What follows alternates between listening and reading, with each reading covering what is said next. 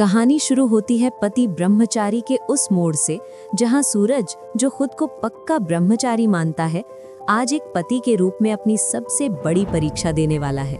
सूरज कोई आम इंसान नहीं है। उसने जवानी में एक प्रण लिया था, जिंदगी भर ब्रह्मचारी रहने का। उस वक्त शायद उसे लगा होगा कि ये उसका सबसे बड़ा त्याग है, सबसे ऊंचा आदर्श। लेकिन समय के साथ वही आदर्श अब उसकी पत्नी ईशा जी के लिए बोझ बनता जा रहा है। ईशा जी एक ऐसी औरत जिसने हर हाल में सूरज का साथ दिया। जब जब किसी ने सूरज के फैसले पर उंगली उठाई, ईशा चुप रही। जब जब किसी ने उनके रिश्ते को अधूरा कहा, ईशा ने मुस्कुरा कर सह लिया। और जब जब किसी की जुबान ने उनकी इज्जत पर चोट करने की कोशिश की, सूरज एक ढाल बनकर उनके सामने खड़ा रहा। लेकिन दोस्तों, समस्या तब पैदा होती है जब समाज को किसी की अच्छाई नहीं, उसकी कमजोरी दिखने लगती है। अब लोग ईशा जी को खुलेआम ताने मारने लगे हैं। तुम्हारा पति तो ब्रह्मचारी है, तुम कभी मां नहीं बन पाओगी, तुम्हारी शादी अधूरी है। इन तानों का सबसे बड़ा दर्द ये है कि इनका कारण कोई और नहीं, खुद सूरज है। वही प्रण जिसे कभी सूरज ने अपने आत्मसम्मान का हिस्सा माना था, आज ईशा जी की जिंदगी को तहस नहस कर रहा है।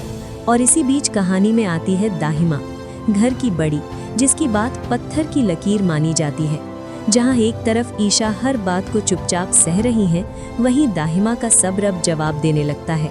एक दिन दाहिमा बिना घुमाए फिराए ईशा जी से कह देती है, अगर इस घर में रहना है तो सूरज का ब्रह्मचर्य तुड़वाना ही होगा। ये सुनकर सूरज सन्न रह जाता है। जिस प्रण को उसने भगवान से जोड़कर देखा था, वही प्रण आज उसके अपने घर में अपराध बन चुका है। अब हालात कुछ ऐसे हो जाते हैं कि एक तरफ दाहिमा ठान चुकी है कि ईशा के हाथों सूरज का ब्रह्मचर्य टूटेगा, दूसरी तरफ सूरज अपनी आस्था, अपने व्रत और अपनी पहचान को बचाने में लगा है। और इन दोनों के बीच फंसी है ईशा जी, जो ना दाहिमा की बात टाल सकती हैं, न ही सूरज के प्रण का अपमान कर सकती हैं।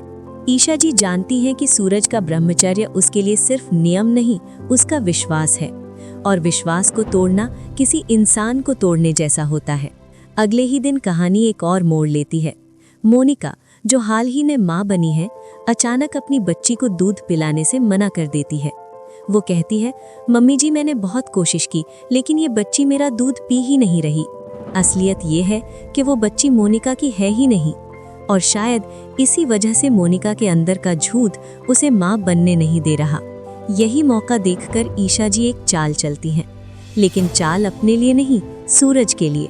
वो दाहिमा के सामने काव्या और आरव के डिवोर्स का मुद्दा उठा देती हैं। ईशा कहती हैं, मैं जल्द ही काव्या और आरव का तलाक करवा दूंगी। ये सुनते ही दाहिमा की तबीयत बिगड़ने लगती है। काव्या का नाम सुनते ही दाहिमा की सांसें अटक जाती हैं। लेकिन सूरज, जो ये सब देख रहा होता है, ईशा पर भड़क उठता है।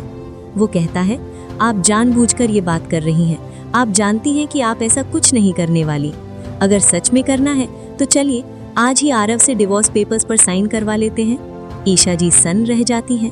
उन्हें समझ नहीं आता कि जवाब क्या दें। और तभी सूरज वो बात कह देता है जो ईशा के दिल को चीर देती है। आप ना अच्छी बेटी बन पाई, ना अच्छी बहू, और न ही अच्छी भाभी।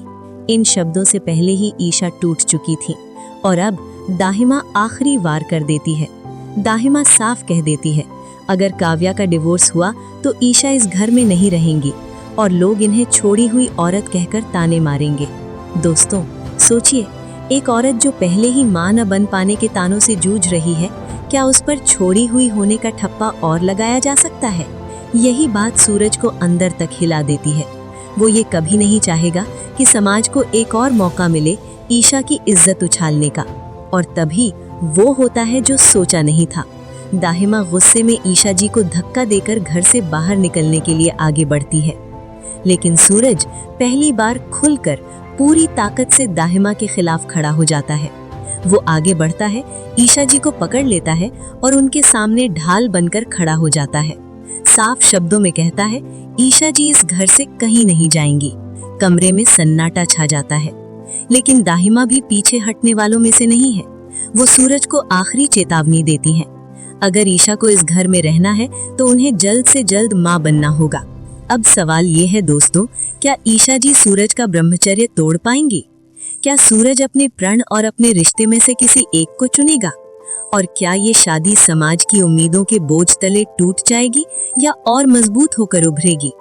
आप क्या सोचते हैं? नीचे कमेंट करके जरूर बताइए। ईशा जैसी पत्नी आज के टाइम में कहाँ मिलती है? इतना सब सहकर भी सूरज के ब्रह्मचर्य का सम्मान करना सल्यूट है ईशा जी को। जो लोग ईशा को ताने मार रहे हैं, क्या उन्होंने कभी उसका दर्द समझा है? मां न बन पाने का ताना सबसे ज्यादा क्रूर होता है। आज सूरज ने जो किया वो पति कहलाने लायक था। दाहिमा के सामने ढाल बनकर खड़ा होना equals real respect for wife. Agree और नॉट? आपकी क्या राय है? क्या ईशा को सूरज के ब्रह्मचर्य के लिए अपनी जिंदगी कुर्बान करनी चाहिए या सूरज को अब अपना प्रण तोड़ देना चाहिए? कमेंट में सिर्फ एक शब्द लिखो, ईशा या हालात। ईशा ने कभी अपने लिए नहीं सोचा, हर बार घर, रिश्ते और सूरज को चुना। क्या अब उसे खुद के लिए खड़ा होना चाहिए? अगर आपको लगता है ईशा सबसे स्ट्रॉन्ग कैरेक्टर है तो हार्ट इमोजी ड्रॉप करो। दाहिमा सही है या हद पार कर रही है? सच बोलना जरूरी है, लेकिन क्या ऐसे दबाव बनाना सही है? एक सवाल जो सबके दिमाग में है, क्या ब्रह्मचर्य भगवान के लिए होता है या इंसानों को तोड़ने के लिए? जो लोग सिर्फ ईशा के लिए ये शो देखते हैं, अटेंडेंस लगाओ नीचे। I support Isha.